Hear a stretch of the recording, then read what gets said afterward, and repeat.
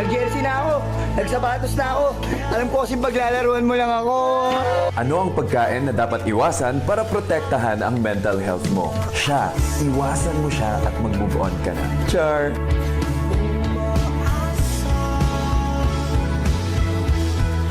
Anong klaseng lalaki o babae ang dapat iwasan para iwasan ang depression? Yung hindi sinasagot ang tawag sa unang ring. Ba't di niya sinagot agad? Kasi may iba na siya. Char! Hala!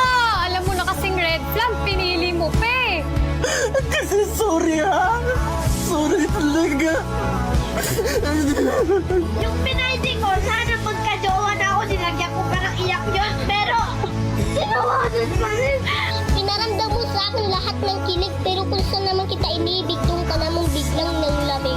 Lagi ka bang bloated? Ito ang top 5 signs na sobra ka sa simple carbohydrates. Una, sumasakit ang ulo mo pag nakikita mong masaya na siya sa iba. Char!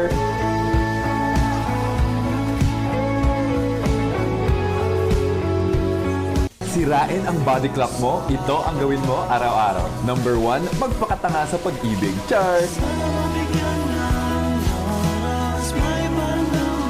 Ayun, wala nang reply, wala nang response, wala nang musta.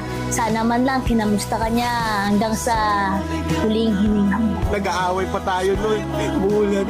Sabi ko, i-let go na lang kaya kita, baby. Kasi nahihirapan ka na eh. Heto, Tiso, pamunas ng luha mo. Hindi ka na sana iiyak kung ako lang ang pinili mo. Makakalimutin ka ba? Subukan mong ma-inlove at masaktan, hindi mo makakalimutan yon. Char! Ingat niyo ako. Morning daw.